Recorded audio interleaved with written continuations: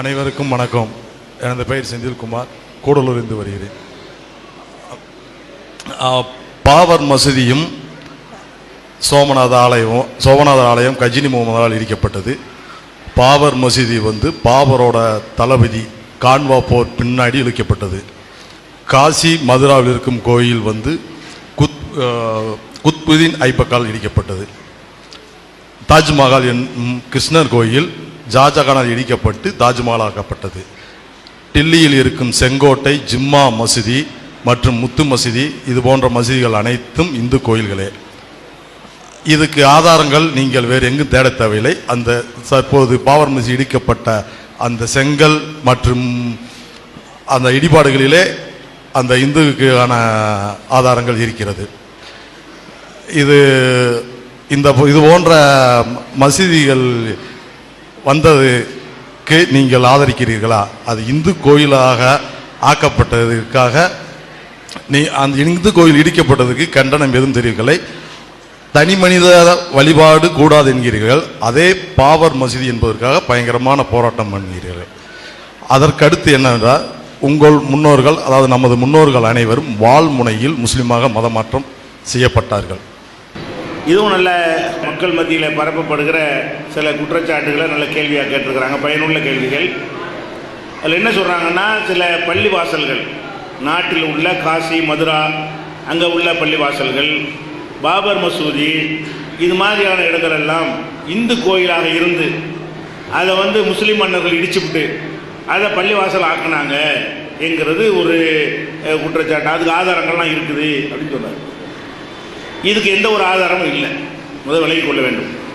எங்கள் மார்க்க சட்டப்படி இன்னொருத்தருடைய வழிபாட்டு தலத்தை வழிபாட்டு தலம் வேணாம், இன்னொரு தனிநபருக்கு சொந்தமான இடத்தை இடிச்சுட்டு போய் பள்ளியாசல் கட்டினா கூட நாங்கள் தொழக்கூடாது. இல்லை, எங்களுக்கு உடமையாக காசு கொடுத்து வாங்கி எங்களுக்கு உரிமையான இடத்தில் தான் நாங்கள் தொழுகை நடத்தணுமே தவிர, ஒரு மனிதனுடைய இடத்தை ஆக்கிரமித்து விட்டு அந்த இடத்தில் நாங்கள் பள்ளிவாசல் கட்டினால் அந்த மனிதனுக்கு சொந்தமானதாக இருக்கிற வரைக்கும் நாங்கள் அதில் தொழுகை நடத்தவே கூடாது. எங்கள் மார்க்க சட்டம் இது.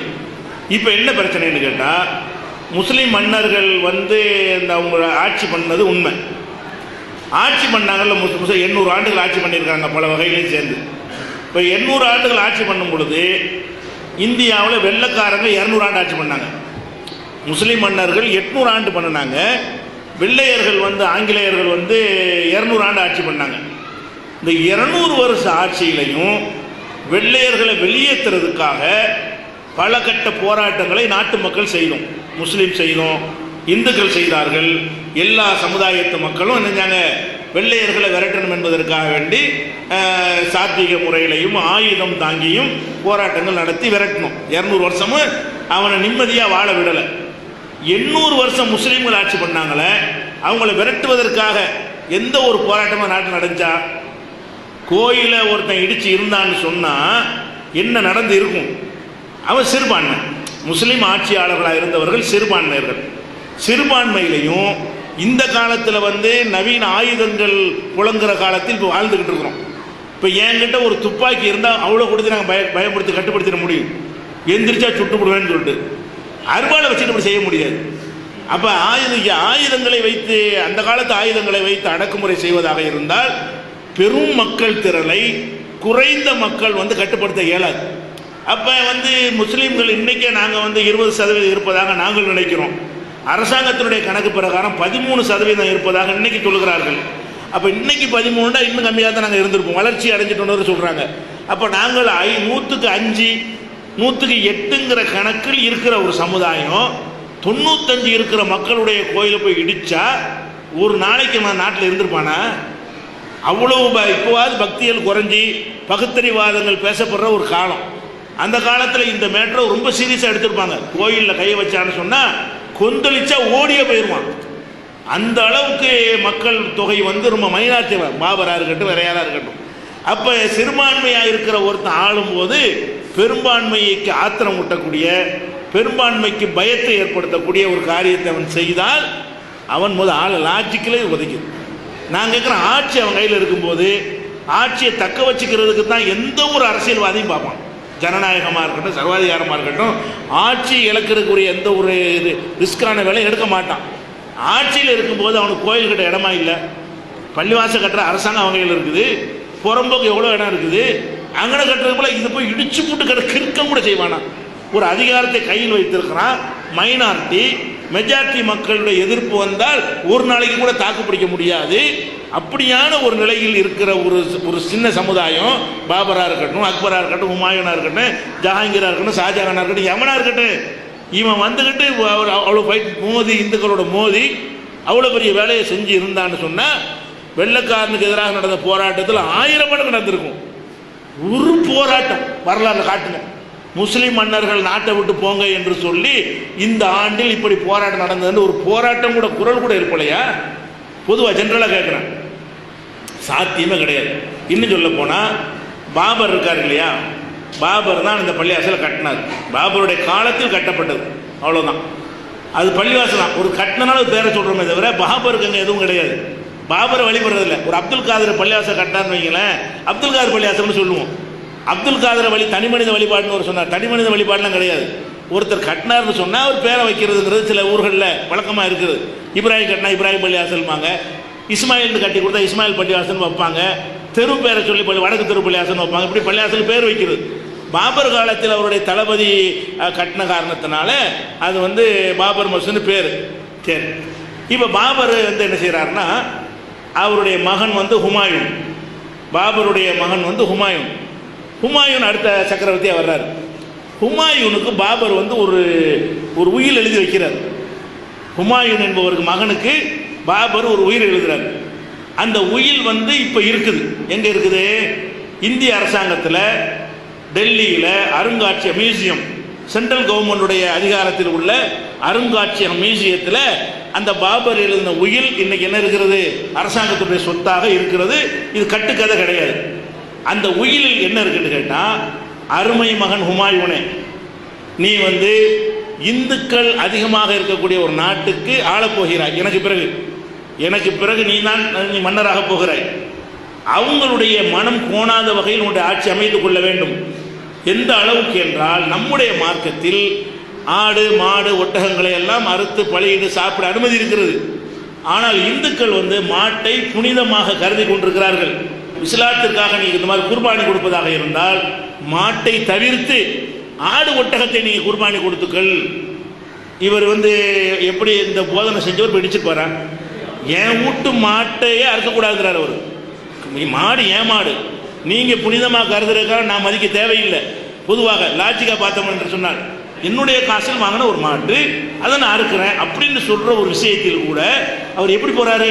ஆட்சியை தக்க வைக்கணும், மகன் நிலைச்சு நிற்கணும் ஆட்சியில், இது நம்ம பஞ்சாயத்து பண்ணோம்னு சொன்னால் அதை வச்சு கவுத்தி விட்டுருவாங்க என்று பயந்து கொண்டு இந்த மாதிரி உயில் எழுதிட்டு போகிறார். யார்? பாபர். உயில் இருக்குது. அப்படிப்பட்ட ஒருத்தர் போய்கிட்டு நாடு பூரா எங்கே வேண்டாலும் பள்ளிவாசல் கட்டுறதுக்கு வழி இருக்கும்போது அவர் ஒரு பெரிய கோயிலை பார்த்து, ராமர் கோயில், பிரம்மாண்டமான ஒரு ராமர் கோயில் இருந்து அதை போய் இடித்து ஊரில் அதை தகர்த்து எரிஞ்சிட்டு அந்த இடத்துல கோயில் கட்டினா அது வரைக்கும் அந்த மக்கள் பார்த்துட்டு இருப்பாங்கன்னு நினைக்கிறீங்களா?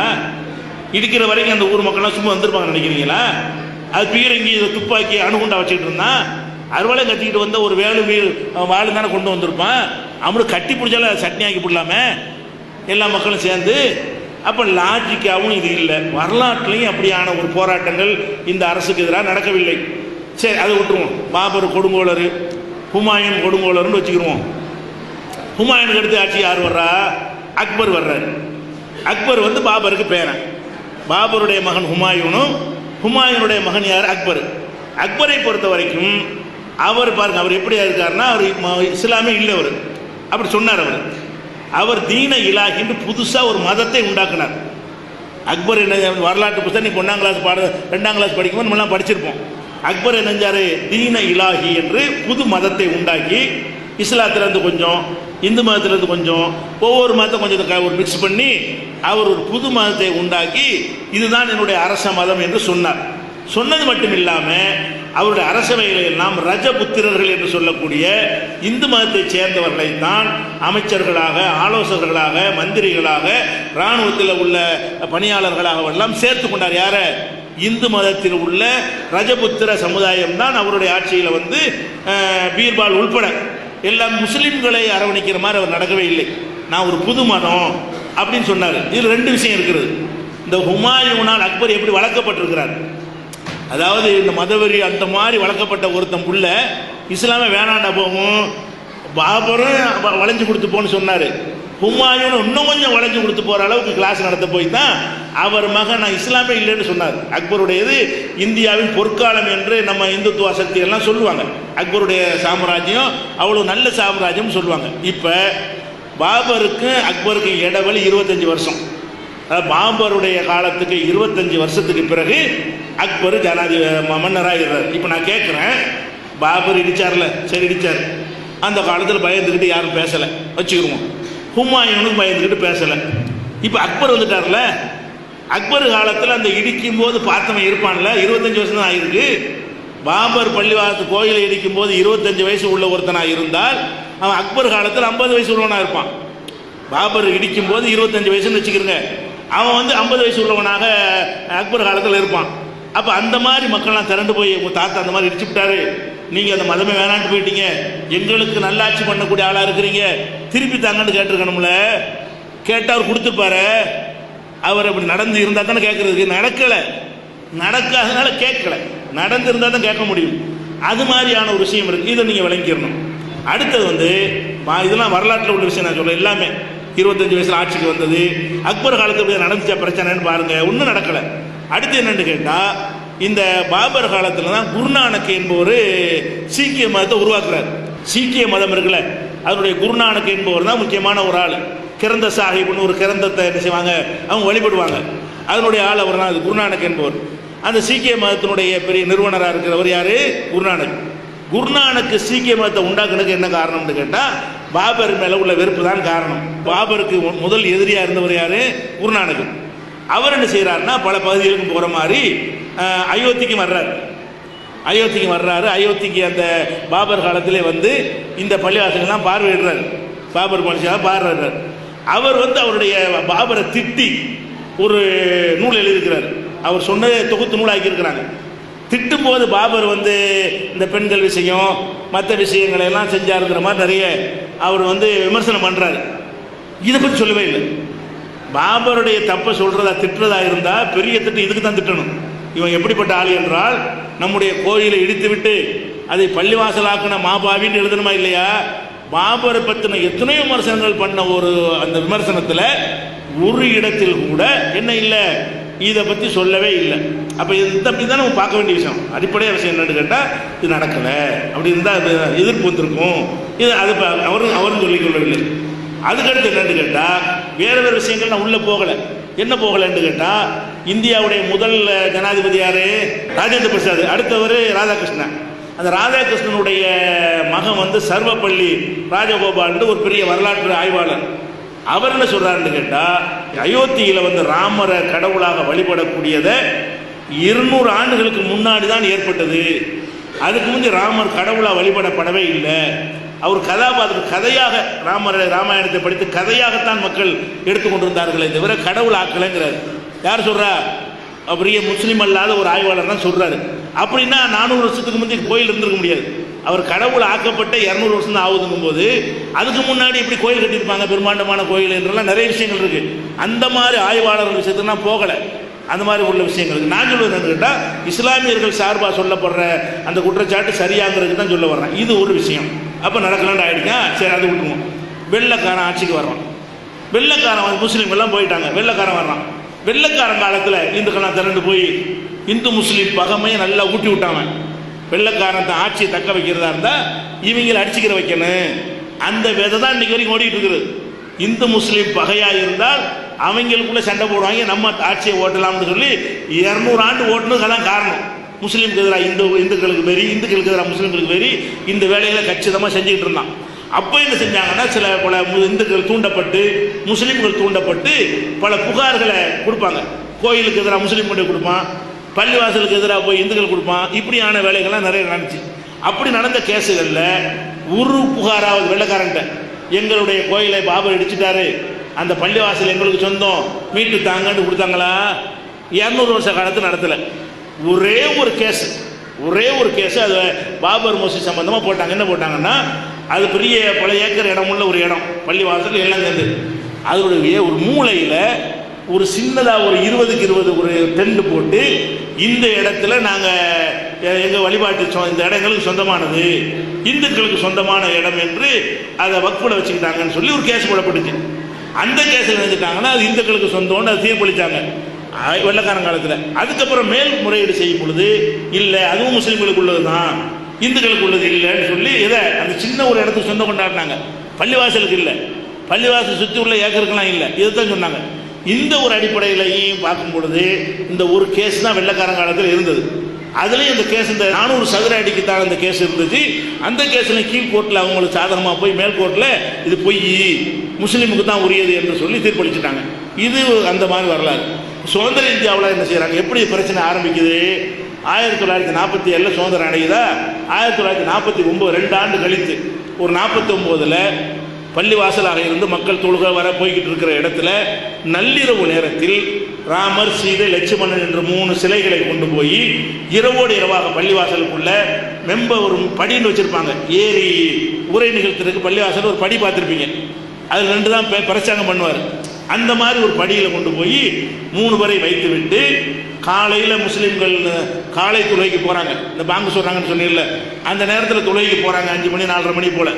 போகும்போது சுற்றி நின்று கொண்டு இது ராமர் அவருடைய இடத்துல அவதரித்து விட்டார், ராமர் தன்னுடைய ஜென்ம இடத்தில் அவதரித்து விட்டார் என்று முஸ்லீம்களை உள்ள நுழைய விடாமல் தடுக்கிறாங்க. அன்னைக்கு 1949 தான் பிரச்சனை வருது. ஆனால் பள்ளிவாசல் கட்டப்பட்டு 450 வருஷம் ஆச்சு. 450 வருஷமாக அது பள்ளிவாசலாக எந்த பிரச்சனையும் இல்லாமல் இருக்கும் பொழுது முதல் பிரச்சனை எப்போ வருதுன்னா 1949 சுதந்திர இந்தியா வெள்ளக்காரன் காலத்தில் எல்லாம் பாதுகாக்கப்பட்ட ஒரு பள்ளிவாசல் சுதந்திர இந்தியாவில் மதச்சார்பற்ற இந்தியாவில் தான் என்ன செய்கிறது வருகிறது. வந்து என்ன செஞ்சாங்க, அன்னைக்கு தூக்கி போட்டு கேஸ்லாம் எழுதி அது எஃப்ஐஆர் காப்பி வேணா நான் உங்களுக்கு தர்றேன். அயோத்தி ஃபைசாபாத்தில் போடப்பட்ட போலீஸ் ஸ்டேஷன் உள்ள எஃப்ஐஆர் காப்பி எங்கள் ஆஃபீஸில் இருக்குது, நகல். அந்த புகார் எழுதுறாரு. இந்த மாதிரி இருக்கும்போது ஒரு 50 பேர் கொண்ட சமூக விரோத கும்பல் முஸ்லீம்களுக்கு சொந்தமான பள்ளிவாசல் நுழைந்து சிலைகளை வைத்து விட்டு பிரச்சனை செய்தார்கள் தான் எஃப்ஐஆர் போடப்பட்டிருக்கிறது. அப்படி தான் வழக்கு பதிவானது. அதுக்கு பிறகு என்ன செஞ்சுட்டாங்கன்னு கேட்டால் உடனே தூக்கி அப்புறப்படுத்தி விட்டு அவனை கைது பண்ணியிருந்தால் பஞ்சாயத்து முடிஞ்சிருக்கும். அவங்க என்ன மாவட்ட காங்கிரஸ் நிர்வாகமும் கோவிந்த வல்லப பந்துங்கிறவர் இப்போ முதலமைச்சராக இருந்தார் ஊபியில், அவருடைய தூண்டுதலில் என்ன செஞ்சாங்க, காங்கிரஸ் முதலமைச்சர் தான் நேரு கூட எழுதினார், அப்புறப்படுத்தி விட்டு முஸ்லீம்களுக்கு திறந்து விட்டு எழுதினார். மாட்டேன்ட்டாங்க, அந்த ஊபி முதல்வர் மாட்டேன்ட்டார்.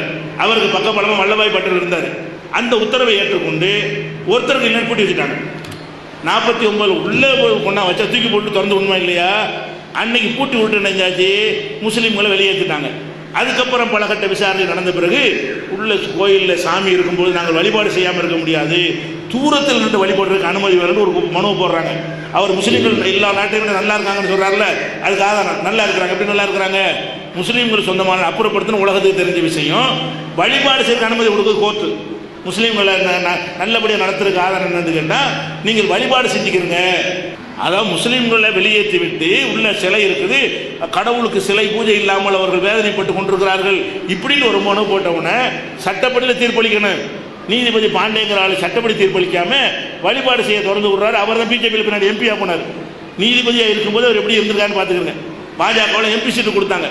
அப்போ அந்த மாதிரியான ஒரு ஆள் அப்படியான ஒரு தீர்ப்பு அளித்து தூரமாக நின்று நினைஞ்சாங்க வழிபாடு செய்யறதுக்கு ஒரு ஆர்டர் வாங்கினாங்க. அதுக்கப்புறம் நாங்கள் கிட்டத்தில் இருந்து வழிபாடு செய்யணும்னு அடுத்த மனு, அதுவும் போங்க, அதுவும் செஞ்சாங்க. அப்புறம் சில பேர் உள்ளே போய் பூஜை செய்வதற்கு திறந்து விடணும், அதுக்கும் ஆர்டர் கொடுத்தாங்க, கோர்ட்லாம் கொடுத்தாங்க. இது எதுவுமே சட்டப்படி நடக்கலை, எதுவுமே இந்தியாவின் அரசியல் சட்டப்படி நடக்கவே கிடையாது. அதாவது கலவரானது பாகிஸ்தான் பிரிந்து முஸ்லீம்கள்லாம் வெறுக்கத்தக்கவர்கள் உண்டாக்கியிருந்தாங்கல்ல, அந்த ஒரு அச்ச உணர்வை பயன்படுத்தி கொண்டு இப்படியெல்லாம் நடந்துச்சு. இதுக்கு பிறகு இப்போ கடைசியாக தீர்ப்பு என்ன, உள்ள தோண்டி பார்க்கணுன்றாங்க. முதல் நான் கேட்குறேன், இந்தியா சட்டப்படி இந்த இடம் யாருக்கு சொந்தம்னா தோண்டியா பார்க்கணும். இந்த இடம் யாருக்கு சொந்தம்னா யார்கிட்ட பத்திரம் இருக்குது, யார்கிட்ட பத்தா இருக்குது, யார், அதான் இந்தியா சட்டம். தோண்டி பார்த்தா என்ன வேண்டாலும் கிடைக்கும். இதில் எத்தனையோ கட்டடங்கள் இருந்து மறைஞ்சிருக்கும். 100 அடிக்கு மேலே போனீங்கன்னா இது கீழே கூட ஒரு கோயில் இருக்கும். அதை பார்த்துவிட்டு இது கோயில் சொந்தமான இடம் சொல்ல முடியுமா? பல விதங்கள் எந்த ஒரு கட்டடம் எடுத்தாலும் இடிபாடுகளுக்கு மேலே இப்போ 1 லட்சம் ஆண்டுக்கு முன்னாடி எலும்பு கூட கிடைக்குது. இப்போ 1 லட்சம் வருஷத்துக்கு முந்தின எலும்பு கூட எடுத்துருக்கிறான். இப்போ நம்ம இந்தியாவில் ஜோடியாக கட்டி பிடித்த நிலையில் 2 எலும்பு கூடுகள் எடுக்கப்பட்டிருக்கு. அது காதலர் தினத்து அன்று எடுக்கப்பட்டது. பெரிய வியப்பாக இருக்குன்னு சொல்ல வாசிக்கிறான். அப்போ அதில் எலும்பு கூட இருந்தாலும் சுடுகாடுன்னு சொல்ல முடியுமா? அதை அப்போ அது அப்படி அப்படி அர்த்தமா? பார்லிமெண்ட் தோண்டி பார்த்துக்கிட்டு யாருக்கு சொந்தம்னு என்ன மாதிரி இருந்தால் பார்லிமெண்ட்டை கழிச்சு விட்ற முடியுமா? இப்படி தீர்ப்பு அளித்தது தப்பு, என்ன வேண்டாலும் கிடக்கும். அதுபோக அந்த தூண்கள்லாம் இருக்கு இல்லையா, கீழே எடுக்கிறாங்க. அந்த தூண்கள் தோண்ட சொல்லும்போது நிலத்தடியை தோன்றாங்க. கடைசியில் என்ன ஆச்சுன்னு சொன்னால், வெளியிலேருந்து ஒரு கோயிலேருந்து கொண்டு வந்து போடப்பட்டு அதுதான் எடுக்கப்பட்டு நிபுணர்கள்லாம் சொல்லியும் கூட இந்த வாதங்களை கோர்ட்டு ஏற்றுக்கொள்ளாமல் 3 பங்கு வச்சு 2 பங்குன்னு சொன்னாங்க. அது வந்து அங்கே எடுக்கப்பட்ட தூணே கிடையாது, வெளியிலிருந்து எடுக்கப்பட்ட அது கோட்டை தூணு. இதுதான் ஆதாரம். இது கோர்ட்டு ஏற்றுக்கொள்ளவில்லை. சுப்ரீம் கோர்ட்டில் அப்பீல் போயிருக்கு, பார்ப்போம் அது எப்படி வருது. இப்படியான ஒரு மேட்டர்கள்லாம் நடந்து சட்டத்தை வளைச்சி, இன்னும் சொல்ல போனால் எந்த ஒரு விஷயமா இருந்தாலும் 12 வருஷத்துக்குள்ளே போகும். சிவில் கேஸில் என் சொத்து இருக்குன்னு வைங்களேன், நீங்கள் அபகரிச்சுக்கிட்டீங்க, 1 வருஷத்துக்கு சும்மா இருக்கலாம், 2 வருஷம் சும்மா இருக்கலாம். 12 வருஷம் சும்மா இருந்துட்டா கோர்ட்டுக்கு போக இயலாது. 12 வருஷமா என்ன செஞ்சேன்னு கேட்பான். சொத்தை அபகரிச்சுட்டா எத்தனை நாளைக்குள்ளே போகணும்? 12 வருஷத்தில் போகணும். ஆனால் மைனராக இருந்தால் கொஞ்சம் கூட, மைனராக பருவமடையாத குழந்தையா இருக்குன்னு வைங்க, அந்த புள்ள 17 வயசு வயசுக்கு கோர்ட்டுக்கு போனேன், ஏன்னா மைனர் இப்படின்னு சட்டம் இருக்குது. எப்படி நம்ம நாட்டில் சட்டம் இருக்குன்னு பாருங்கள். கேஸு போடும்போது ராமர் வந்து ராமர்னு சொல்லிட்டு இருந்தாங்கல்ல, அது பிளேட்டை மாற்றினாங்க, குழந்தை ராமர் ஆக்கிட்டாங்க. ராமருங்கிறது பேர் எப்படி வச்சுட்டாங்க, ராம் லல்லான குழந்தை ராமருடைய கோயில்டாக்கி அவர் எப்பவும் மைனர், அவர் குழந்தை. அதனால் 450 வருஷம் கழிச்சு கூட கேஸ் போடலாம். அது மைனர் கேஸுக்கு வந்து லிமிட் கிடையாது ஆயிடுதுல. இது மைனரா, எது மைனரா, ஒரு அந்த ராமருக்கு வச்ச பேரை இப்போ மாற்றி விட்டாங்க, ராம் லல்லான்ட்டாங்க. ராமர் வந்து குழந்தை ராமர், அவர் குழந்தை ராமராக இருக்கிறதுனால 450 வருஷமாக ஏன் கேஸ் பண்ண கேட்க இயலாது. அவர் இப்பவும் மைனர் தான். 1 லட்சம் வருஷம் ஆனால் ஒரு மைனர் தான் இருப்பார். அவர் எப்பவும் மைனர்னா 12 வருஷம் கீழே உள்ளவர் அந்த மாதிரி இருப்பாருங்கிற காரணத்தினால அதை வந்து கேஸ் போடுறான். நீதிபதி ஏற்றுக்கிறான். அது நீதிபதி நம்ம குழந்தை ராமராக இருக்கிறதுனால அவங்க நம்பிக்கைப்படி குழந்தை ஆகிட்டதுனால மைனர் கேஸ்ன்னு ஒரு நீதிபதி ஏற்றுக்கிறான்னு இதான் அவர் சொல்கிறார், சகோதரர் சொல்கிறாரு. இப்படி எவனா செய்யலாம், சட்டப்படி பேசுங்க. இப்படி இது மைனர்னு சொன்னால் ஒத்துக்கிற முடியுமா? மைனர் அவர் மைனருக்கு தான் இல்லை பிரார்த்தனை பண்ணிட்டு இருக்கிறோமா? மைனரை இருந்தார் ஒரு காலத்தில், அப்புறமேல் கடவுளை அனுப்புகிற அப்படி மைனர்னே சொல்லிட்டு இருக்கிறீங்க. அப்போ இந்த அபகரிக்கிறதுக்காக வேண்டி இந்த மைனருங்கிற கிரவுண்டில் போனால் 3 நீதிபதிகள் 2 இருக்க வந்து சரிங்கிறான். இது கட்ட பஞ்சாயத்தை சட்ட பஞ்சாயத்தாண்டு கேட்குற அளவுக்கு உலகமே காரித்து போகிற அளவுக்கு தீர்ப்பு வழங்கினார். அதுக்குள்ளே நான் போக விரும்பலை. அதனால வந்து நான் முதல் விஷயம் என்னன்னு கேட்டால், இதெல்லாம் வந்து நமக்குள்ள பகைமை ஏற்படுத்துறதுக்கா கட்டுக்கதை. அப்படிலாம் யாருடைய இதெல்லாம் அபகரிக்க முடியாது. ஒரு ஊரில் அபகரிச்சா கூட உதறிப்பிடுவீங்க. இங்கே உள்ள பள்ளியாசல் நீங்கள் இந்துக்கள்லாம் மெஜாரிட்டியாக இருந்தால் கூட நீங்கள் எடுத்துட முடியுமா? அது முஸ்லீம்கள்லாம் சேர்ந்து வந்து ஒரு கோயில் வந்து எடுக்க முடியுமா? அவர் விடமாட்டாங்க, செத்தான் ஜாவாங்கன்னு போச்சு. அதை நடந்திருக்கும், ரசாபாசனம் நடந்திருக்கும், ஒன்றும் நடக்கவில்லை. இன்னும் சொல்ல போனால் அயோத்திக்கு போனீங்கன்னா ராம ஜென்மபூமி 50 இருக்குது. ராம் ஜென்மஸ்தான், அதுக்கு பேர் ஜென்மஸ்தான் சொல்லி இங்கே தான் பிறந்தார், இங்கே தான் பிறந்தார்னு சொல்லி 50 இடத்துல அவர் பிறந்தார் அப்படிங்கிறத பார்க்க வேண்டியிருக்கு. இன்னும் சொல்ல போனால் அந்த 50 ஜென்மஸ்தான்லேயே என்ன செய்கிறாங்கன்னா, முஸ்லீம் மன்னர்கள் அதுக்கு மானியம் கொடுத்த மாதிரிலாம் எழுதி வச்சுருக்கிறாங்க. இந்த மன்னருக்கு மானியம் கொடுத்தாரு. அப்போ முஸ்லீம் மன்னர்கள் வந்து நான் இன்னொன்று விளங்கிருங்க, முஸ்லீம் மன்னர்கள் இருந்தாங்கல்ல, அவங்க முஸ்லீமாக வாழலைங்க. நீங்கள் நினச்சிக்கிறோம் நாங்கள்லாம் பெரிய எங்களுக்கு வழிகாட்டி அவங்க எடுத்துக்கிட்டு இருக்கிறோம்னு. முஸ்லீம் மன்னர்கள் வந்து நாடு பிடிக்க வந்தானே தவிர அவன் முஸ்லீமாக வாழ்ந்தான். அந்த புறத்தில் 1000 பொம்பளை வச்சு ஆட்டம் போட்டோம் முஸ்லீமா. இந்த முஸ்லீம் மன்னர் எவனாச்சும் ஹஜ்ஜுக்கு போயிருக்கிறானா? முஸ்லீமாக இருந்தால் ஹஜ்ஜு கடமைக்கு அவன் போகிறதுக்கு என்ன தடை? ஒரு முஸ்லீம் மன்னர் போகலை. நாங்கள் அவனை முட்டெல்லாம் கொடுக்கல. தாஜ்மஹால் கட்டினாங்க, தாஜ்மஹாலை இஸ்லாமிய கட்டலாம். ஒரு பணத்துக்காக வேண்டி இத்தனை கோடி ரூபாயில் செலவழிச்சு கட்டலாமா? தாஜ்மஹால் வரி பணத்தில் போய் பொண்டாட்டிக்காக வேண்டி காதலிக்காக வேண்டி கட்டணும், அப்போ உண்டு காசா? நம்ம மக்களுடைய வரி, அதெல்லாம் நாங்கள் கண்டிப்போம். அவனுடைய எந்த ஒரு செயலை நாங்கள் நியாயப்படுத்தவில்லை. அவன் இன்னும் இஸ்லாத்தை கட்டிக்காக வந்த மாதிரி நீங்கள் நினைத்து கொண்டு கேட்குறீங்க. அவன் இஸ்லாம அவனே இருக்கவில்லை. முஸ்லீம் மன்னர்கள் இஸ்லாமாக நடந்திருந்தார்களே, ஆனால் இந்த வடிவமே வேறு மாதிரி இருக்கு. அவர்கள் முஸ்லீம்களை ஆட்சி பண்ண அவ்வளவுதான். அவன் செஞ்சதுக்கு நாங்கள் நிறைய தப்புகள்லாம் பண்ணான், அது நாங்கள் ஏற்றுக்கிற மாட்டோம். அவன் செஞ்சதுக்கு நாங்கள் பொறுப்பாளி கிடையாது. ஆனால் இந்த தப்பு அவன் செய்யலை, செஞ்ச ஆட்சி கிடைக்காது. அதுதான் சொல்றோம். நாங்கள் என்ன சொல்றோம், கோயிலை இடிச்சு கட்டுற கிறுக்கத்தனம் எவனும் செய்ய மாட்டான். இருக்கிற மக்களை அனுசரித்து செல்லக்கூடிய அளவுக்கு தான் போவானே தவிர, அதனால 800 வருஷம் இருக்க முடிஞ்சிச்சு. அதனால இந்த மாதிரியான ஒரு கசப்பான விஷயங்கள் வந்து பொய்யா சொல்லி அப்போதான் நமக்குள்ள ஒரு பிளவு ஏற்படலாம். இது ஒரு ஓட்டுக்கு பயன்படுத்தலான்னு ஒரு சாரார் நம்ம நினைக்கிறாங்க. அப்படி நம்ம இருக்க தேவையில்லை. இன்னும் அதை விட விடுங்க, நம்ம சுதந்திரம் எவ்வளோ இருக்கிறோம். கொஞ்சம் சுதந்திரம் பெறும்போது என்ன ஒரு முடிவு எடுத்தாங்கன்னு கேட்டால், வழிபாட்டு தலங்களுக்கு ஒரு சட்டம் இருக்குது. வழிபாட்டு தலம் சுதந்திரம் அடையும் போது யார் யாரிடத்துல என்ன வழிபாட்டு தலம் இருக்குது அதுக்கு அவர்கள் சொந்தக்காரர்கள் அப்படின்ட்டாங்க. எந்த ஒரு ரெக்கார்டும் கிடையாது. இப்போ சுதந்திர இந்தியாவில் இது எனக்கு சொந்தம், இந்த பள்ளிவாசல் எனக்கு சொந்தம்னா அது பள்ளி தான். பள்ளிவாசல் எடுத்து நீ கோயில் ஆக்கியிருந்தா அது கோயில் தான். அந்த நேரத்தில் அது ஒரு பிரச்சனை ஆக்கக்கூடாதுங்கிறதுக்காக அப்படி தீர்மானம் போட்டிருக்கிறாங்க. அந்த அடிப்படையில் பார்த்தீங்கன்னா இது விவகாரம் ஆக்கலாமா? நம்ம நாட்டு சட்டம் தான் நாடு, மண்ணா நாடு இல்லை. பழைய இந்தியாவில் பாகிஸ்தான்லாம் இருந்துச்சு, பழைய இந்தியாவில் பங்களாதேஷ் இருந்துச்சு, அது இப்போ இந்தியா இல்லை.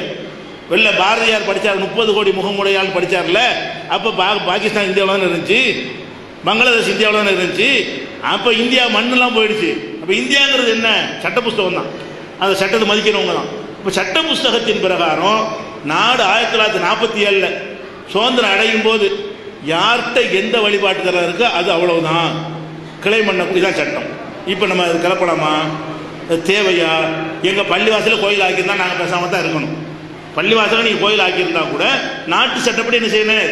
47க்கு அப்புறம் பேசக்கூடாது. இதை கடைப்பிடிச்சிருந்தா நமக்குள்ள பிரச்சனை வருமா? எத்தனை பள்ளி கோயில் ஆயிருக்கு அப்படி நடந்து இருந்தால் கூட நான் சொல்கிறேன், சர்ச்சா கூட இருக்கலாம். இது எதுக்கு? இதனால என்ன நன்மை? இதனால என்ன? இதுதான் மேட்ரு. அதனால பள்ளிவாசல் காசி மதுரான்னு அதுக்கு ரொம்ப டைம் ஆயிடும். அந்த வரலாம் நேற்று இருக்குது. அது அப்படி அதுவாக போய் நிறைய கேள்விகள் காத்திருக்கிறாங்க. சுருக்கமாக சொல்லியிருக்கிறேன். அந்த மாதிரியான ஒரு விஷயங்கள் முஸ்லீம் மன்னர்கள் செஞ்சது கிடையாது. அவங்க வாழ்முனையில் இஸ்லாத்தை பரப்புனாங்கன்னு ஒன்று சொன்னீங்க. அவனே இஸ்லாம் இல்லைன்னு நான் சொல்லிட்டு இருக்கிறேன். அவன் எப்படி பரப்பியிருப்பான்? இஸ்லாத்தை யார் பரப்புவான்? அவன் நம்பி நடக்கக்கூடியவன் தான் பரப்புவான். பொம்பளைகள்கிட்ட அந்த புறத்தில் ஆட்டம் போட்டவன் வந்து இஸ்லாத்தை பரப்ப போகிறானா? இஸ்லாத்தை அவன் செய்யலைங்கிற அளவுக்கு நாங்கள் நொந்து போயிருக்கிறோம். அவன் வந்துட்டு வாழ்முனையில் பரப்புனா சும்மா இருந்திருப்பில்ல நீங்கள்லாம்? அது இந்திய மக்களால் கேட்டுவிட்டு இருந்திருப்பாங்களா? கத்தியை எடுத்துவிட்டாய் அப்படின்னா திருப்பி பிடிச்சிருவான், அப்படி போயிடும். அன்னைக்கு விரட்டி விட்டுருப்பாங்க. அப்படிலாம் கத்தி முடியாது. இன்னைக்கு நீ பாருங்க, இன்னைக்கு இஸ்லாத்துக்கு வர்றாங்களா? யாரும் வளர்றா? இந்த எத்தனை கிராமங்கள் இஸ்லாத்துக்கு வர்றாங்களா இல்லையா? நாங்களாம் எங்கள்கிட்ட ஆட்சி இருக்கா? போலீஸ் இருக்கா? நீதிமன்றம் இருக்கா? ஒரு பஞ்சாயத்து போடாத கையில் இருக்குதா? இல்லை. அப்போ எத்தனை கிராமங்கள் உங்கள் ஊர் பக்கத்தில் எரணம்பட்டி இப்படி எத்தனை ஊர்களில் வந்தாங்க? இவங்கெல்லாம் எந்த முஸ்லீம் மன்னர் மறந்தார்? அவங்கள எரணம்பட்டி, கூரியூர், புறாயூர், இப்போ கிராமம் வந்தாங்க. பழைய கதைக்கு நம்ம போகல, கிட்டத்தில் வந்தாங்க. இவங்க யார் ஆட்சியில் வந்தாங்க? ஒரு கொள்கை அடிப்படையில் மாறுவாங்க. இது வந்து யாருமே மிரட்டிலாம் மாற்ற முடியாது. ஒரு கட்சியில் கூட மிரட்டி சேர்க்க இயலாதுங்க. அதனால் நாங்கள் வந்து முஸ்லீம்களை ஒரு தனியாக பிரித்து காட்டி வேதனைப்படுத்துறதுக்காக சொல்லக்கூடிய வாதமாக தான் நினைக்கிறோம். நாங்கள் வந்து அந்த மாதிரியான ஒரு கொள்கையை நாங்கள் கோயில் இடிச்சு இருந்ததை காட்டினால் முதல்ல தூக்கி நாங்கள் கொடுத்துட்டு போயிடுவோம். கோயில் இடித்து தான் பள்ளிவாசலை கட்டினாங்க என்பதற்கு ஆதாரத்தை காட்டினா நீதிமன்றம் தலையிடக்கூடாது. எங்கள் நம்பிக்கை எப்படி தாங்கிறாங்க? நம்பிக்கையெல்லாம் ஆதாரமாயிருமா? அப்போ இதுதான் மேட்ருங்க. சரி, மற்ற நிறைய விஷயம்